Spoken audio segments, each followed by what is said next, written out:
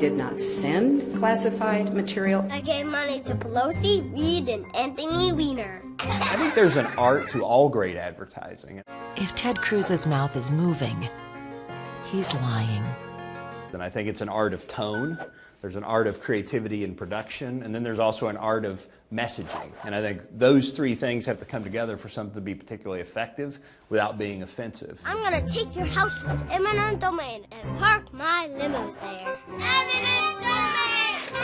People remember negative information. We know this on like a 3-to-1 level. And so it's one reason negative ads are used. They're more memorable a lot of times, even if they're not more creative, than positive ads. A Democratic strategist and ad man, John Rowley's been making political ads for almost 30 years.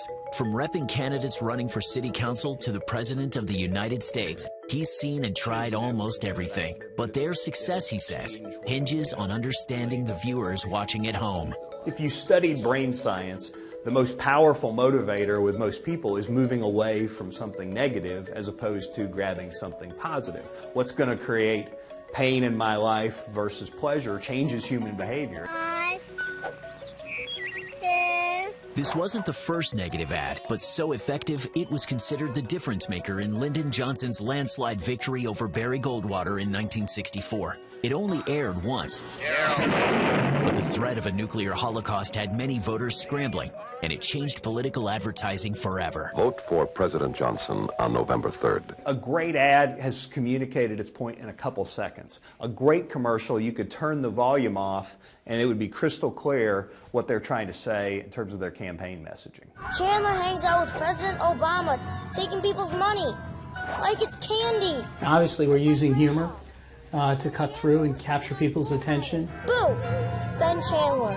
He's one scary guy. Rex Elsis, a Republican strategist and ad man, has a reputation of capturing so much attention, ads like these have swayed voters and ultimately won elections. The goal isn't just to see blood on the floor. The goal is to focus people's attention on those things that they agree with our client on and those things that they disagree with our competitor. Don't be a blockhead. Say no to Ken Block. John Rowley's been pretty creative himself over the years.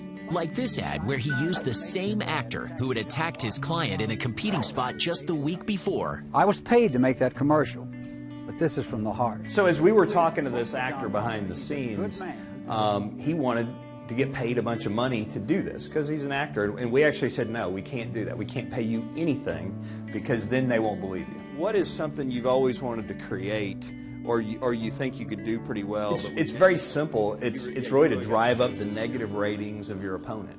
Because what happens is you drive up their negative ratings, and then you typically drive down their polling numbers. It goes in that order. You don't run a negative ad and then the polls immediately change. First, how people view them changes, and then later on, the electorate changes.